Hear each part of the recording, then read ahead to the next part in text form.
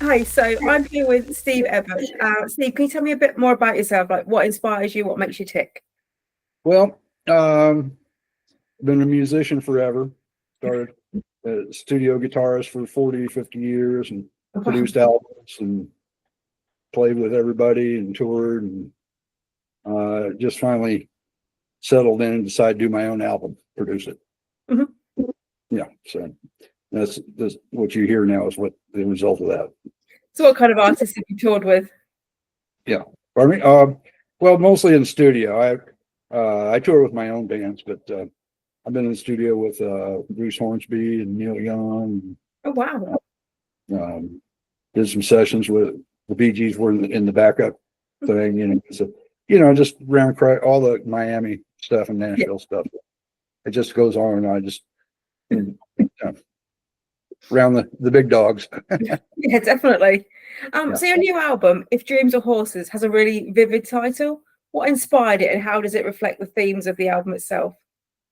Well, I actually it's that I had a childhood sweetheart, Deborah Wireman, that was, you know, love of my life, and I didn't see her for 30 years. In the middle of that, I read The Horse Whisperer, which was a big novel and movie.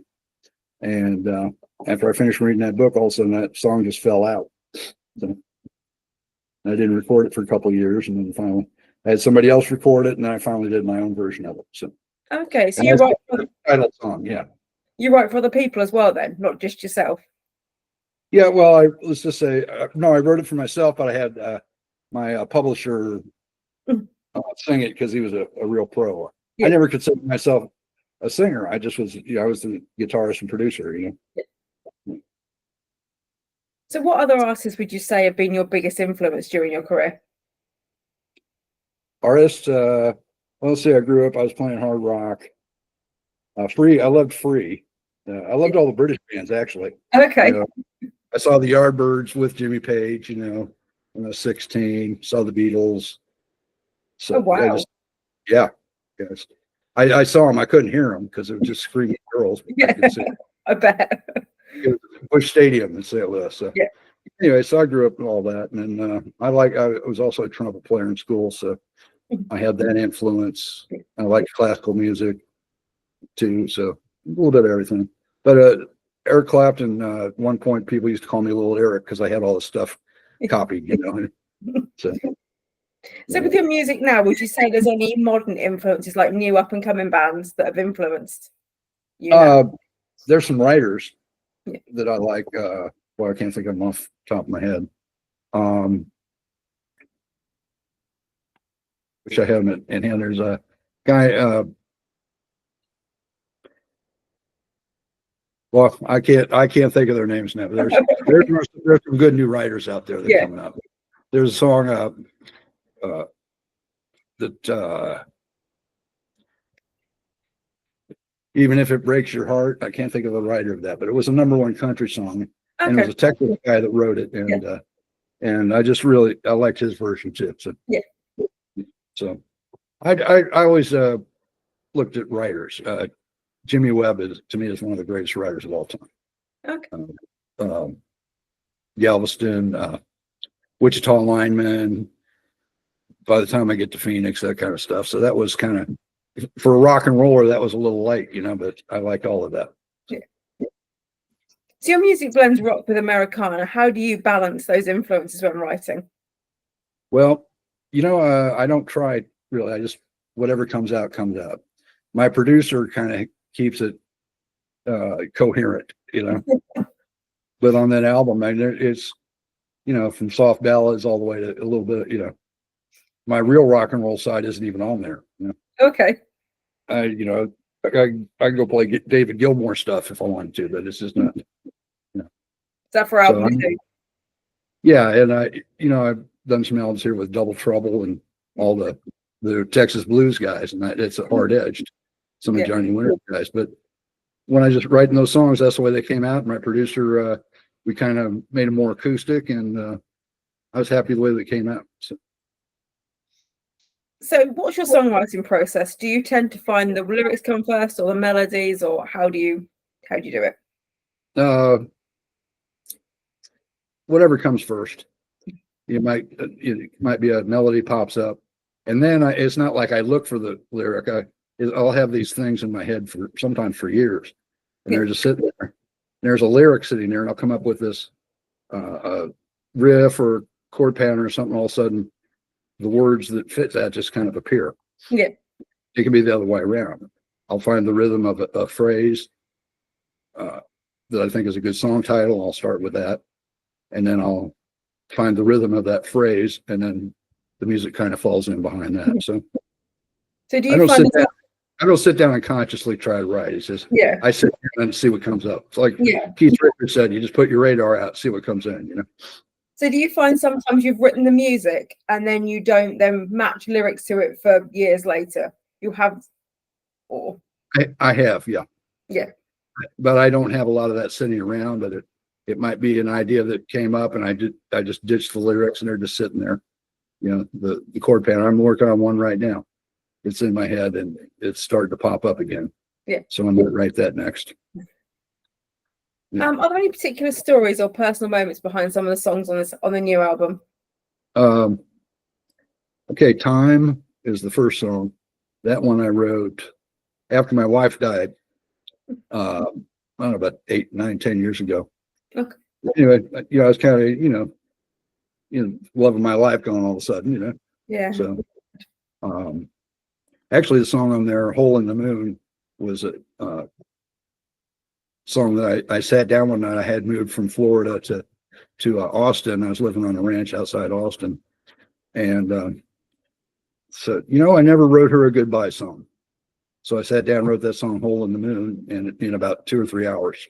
And it wasn't complete, but it was it was complete, but it wasn't finished. Mm-hmm.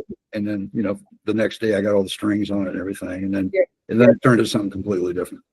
But the song "Time" was about a girl that I was talking to regularly on the phone out in LA, and I was in Austin. And anyway, she was just kind of there for me all the time when I would get a little depressed or something like that. So that turned into that song. Yeah. And that sat there for a couple of years, and all of a sudden I was in Oklahoma actually, and just sitting down one day, and I just finished the song right there. That's the way that happens sometimes. Yeah. So would you say most of your songs, your lyrics are personal experiences, things that have happened rather than just sort of made up situations? Oh yeah, those are all true stories. Yeah. Everyone. Yeah. Harley Honey is one that I wrote about. I was married 4 times. My third wife. And I didn't see her for 24 years or something like that. And the song came out and I put it on there, and all of a sudden she contacted me, so out of the blue. So I haven't talked to her yet. I've been, thinking about that first. But anyway, that was a true story about her, that she wrote harmonies. Time was about, I'll tell you about that girl. All the Good Ones Are Taken was actually, I wrote that. I remember in Jerry Sunset Inn in Florida Keys. I played a gig, and at the end of the night there was this girl sitting at the bar that looked like my lost love of my life, the girl Deborah. And I went over and talked to her for a while. It kind of shocked me because when I got over there, she had a heavy New Jersey accent, so I got shocked for a second. But she's just beautiful and looked like my wife. We talked for 2 hours. Nothing happened. But I drove her back to her hotel, 30 miles away. We'd had breakfast, and I dropped her off. Not a kiss or a hug, But anyway, that song was about her. Okay. You remind me of a girl I knew. I just need someone to talk to. All the good ones are taken. So she was taken because she was getting ready to get married. Okay. So what's the song was about? All the good ones are taken. How would you say, so you say you've been in the business for 40, 50 years. How would you say your sound has evolved in that time? What's that now? So you've said you've been in the business for 40, 50 years. How would you say your sound has evolved in that time? Well, I started off playing hard British rock, Led Zeppelin, loud as you could play it. And then, that's where, long hair streaming down my back, and amplifiers stacked, American flags hanging out. And but I did like all other kinds of music too, but that was the kind of the valence I was in at the time. And then, we played a lot of clubs and, rock and around Miami mostly. And in fact, I just found out lately that one of the clubs we're playing was a band called The Kids, and the other band was Johnny Depp. I didn't know that at the time. It was just Johnny, So we were all, growing up in that era. But then when Urban Cowboy came out, the movie, then all of a sudden the country rock stuff kind of got going. And I was always a Neil Young fan too, which is kind of more of a, Americanized country rock, even though it's Canadian. But I ended up playing and hanging out with him. So in fact, I just sent him a copy of the album, see if he gets it. Has country rock and the Americana scene influenced you, or do you think you've carved your own path and found your own ideas rather than drawing people? I think I just kind of fell. That's where I fell. I'm just myself. Yeah. I find out when I try to sit down and like hit a market or try to write a hit song, it just doesn't come out right. Yeah. I write from a real experience and real emotion, and then build it from there. So that there's a real story behind the song. Yeah. So would you ever consider trying a different genre? So outside of kind of Americana rock and roll, something completely outside your comfort zone? I don't maybe mean hip hop or rap or something, but something that's a bit more diverse. That's a little too mechanical for me. Yeah. But I played rhythm and blues. I played with Harold Melvin and the Blue Notes. That was, if you don't be by now, Okay. So so I've done that. Played reggae with some of the guys from Bob Marley and the Wailers. So I was the reggae guy in Miami for a while. You really have done it all. Yeah. It's not too much. When Clapton came out with I Shot the Sheriff, all of a sudden all the reggae guys wanted the white rock and roll kid, the long-haired guitar player. So I was kind of that guy. So fantastic. Yeah. What do you no? What's your favorite track from the album and why? But my favorite one is all the good ones are taken. Yeah. And the reason is there was a real emotional thing. As I was recording the album, I was going to bring in a mandolin player. I ended up with a guy from George Strait, George Strait, the country singer. His mandolin player, Gene Elders, brought him out and mandolin. But I'd been telling the other fiddle players I was working with, I want the fiddles to sound something like Amarillo by Morning, which was George Strait's first hit. So all of a sudden, wait a minute, this guy playing mandolin is the guy that played that fiddle part. So I said, do you mind playing some fiddle holder too? Some violin. He said, yeah. So he picked that song and he said, I love that song. I want to play that one first. So he recorded the parts and it was perfect, just what I wanted. And this is a guy that has played on 60 #1 hits, this is just one of the, yeah. So, and anyway, so he finished that song. It was perfect. He actually did the first run, we didn't even do a second take. He sent the first takes. He went in the hospital to get chemo because he had cancer and he never came out again. So that's the last song he recorded. Oh, that's sad. Yeah. Yeah. That's but the whole story of that, I'm not happy that he's gone. I'd rather he's here, but it was just the whole, it was kind of a magical thing that he played beautifully on it. That's, for some reason, that's one of my favorite parts. Yeah. American Music is another one that in the middle of that, it was a similar story. I was telling that I had two piano players I was working with, one in particular with a friend, and I was having check some parts. I'd say, play something, I want something kind of like Bob Seger on the piano and organ. And then I was just sitting there one day and I said, damn, I used to play with Robin Robbins from Bob Seger, who played old time rock and roll and stuff. In Miami, we used to write together. So I just looked him up on the internet. I found him within 10 minutes, sent him an email. 15 minutes later, he called me. This is after 30 years. What? And then 2 days later, we're working together. He's playing organ on my song. So he played B3 on American Music. Yeah. Wow. Yeah. So it's been a very collaborative album. You've worked with a lot of different people and yeah. The Glenn Fukunaga, the bass player, is from the Dixie Chicks, and he's just one of the best bass players I've ever heard. And all the names. yeah, yeah, and Gary Jeff Walker, and a lot of these guys, all the local Austin guys too. But everybody, they're all just like some of the best session players anywhere. Yeah. So I really lucked out.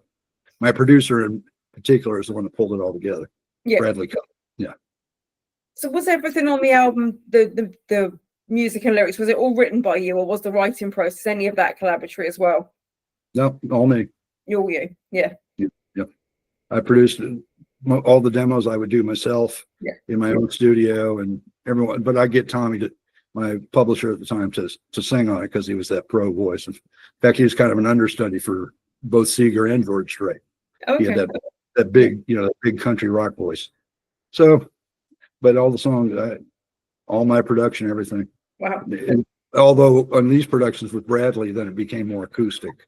Yeah. And took the edge off of my rock and roll edge a little bit. What do you hope listeners take away from If Dreams Were Horses? What's that now? What to take away? Yeah, what do you hope they take away? What kind of messages, what kind of thoughts do you hope they take away from listening? You know what it turned into is that, I have all the digital equipment and software and all that. And it's, I found out that, at one point I was like a beta tester for Tune Tracks. I got tested 60 pieces of their music software, and I found out that having live, it's all really about the live players. All you're doing with the digital and all this technology is you're trying to recreate what happened with a live musician. Yeah. So all of a sudden I don't even really play with all that stuff anymore. I just get enough down so I got the best players in the world. Yeah. When I have a song ready to go, I'll have them play it. Because they add so much to it. They own their own voice. Definitely. Yeah. So when you do it all yourself, it's one voice still. Yeah. So did you just play guitar and sing, or did you do any of the other instruments on it? No, just guitar singing. Yeah. You're not a drummer, a singing drummer then? I didn't have to do anything. I just go in there, well, of course I did the demos and, the rough track so the guys could play to it and all that. Yeah. So, yeah. But it wasn't like when I work on a song myself, I'm really, it's a whole different process, but I'm writing, Yeah. No more home production. I just go and get the players, go play the song. Yeah. That's what I got out of all this. Yeah. Would you ever consider writing an album where you didn't sing, so you just wrote the music and but someone else either contributed their own words to your music or anything collaboratory like that? Sure. Yeah, I'm open for. I've done things like that. Yeah. It's just that my own stuff is just kind of it's my baby. Yeah. But I just like playing music. I don't do as much as I used to. I also, a project manager, estimator, big glass jobs and stuff too. So that's pays better than washing dishes. You still play live much? I don't go out and play. I don't get out and play live too much anymore. No. So I'm thinking about in this situation. Yeah. So what was the most challenging or rewarding part of recording the album? I think finishing just that final, how it all came together, because as it goes, you don't hear the mastering and all that. Yeah. How it's going, how everything.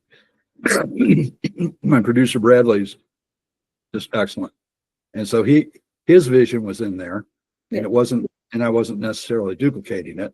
You know what I mean? I wasn't, but when it all came together, all my considerations and, well, what about this and this? We need to change this, and all that was all gone when I heard the final product. In fact, Hole in the Moon, when I was talking about that, I wrote from, I actually, just for myself, I had that mastered at Abbey Road. Okay. Over on your side. Tom Hall down there had him master that song. That's for me, say, oh yeah, I have mastered Abbey Road. So the rest of it, I mastered myself with Brad. Yeah. So what does the future hold? Have you got any plans for future projects? Yeah, I'm starting to work on my new album. Yeah. I've got about 30 or 40 ideas that are half baked in different positions, and Yeah. you know, yeah. Will that be a similar feel to With Dreams of Horses, or will that be something completely different? Well, I want to get a little more rock in there. You know, Yeah. my guitar playing. I mean, I didn't really show my guitar licks at all very much, and some of you know I did a lot of my slide work, and I don't know. I'm just I'd like to see what happens. Work from the guitar side of it rather than the songwriting side of it. So I'll see what happens on that. Would you maybe consider an instrumental album, or is that not something? Maybe. Yeah. I could see me getting a song or two out, but I don't know. It'd have to be a really good melody for me to. It'd have to just be. You know what I always thought? I always thought of possibly writing like a symphony or Okay. for guitar, just with when I was a kid. Guitar, bass, and drums only, but playing classical music. Okay, that's an interesting concept. Yeah, and of course, then Emerson Lake and Palmer did it, you know, with the rock band with the keyboard instead of the guitar. But yeah, in fact, when I was in school, I did a medley of the Iron Butterfly theme and the second movement of Beethoven's Seventh Symphony, and combined those two into a song, and then we played it in front of the school. Oh wow! With flags and light shows and all that stuff. And it was we played so loud that the asbestos was flaking down off the ceiling. So I probably got all those kids sick. I don't know. You can imagine that happening today. No, it wouldn't happen today. No, definitely not. This is in the 60s. Yeah. Yeah. Well, that's been great talking to you. Yeah. You've got a lot of stories. There's a lot of history there. There's a lot of yeah. You've worked with a lot of people. It's quite amazing, really. Yeah, I lucked out. I wasn't one of the guys that never was the guy that wanted to be up front, you know. Like Mick Jagger's better at that. You know what I mean? He's my favorite. Yeah. Have you worked over in the UK much, or has it just been the States? Have you worked over in the UK much, or is it mainly just here, just in the States? Yeah. But with a lot of British musicians over there. Yeah, as a matter of fact, there were some guys when I was in Nashville living there.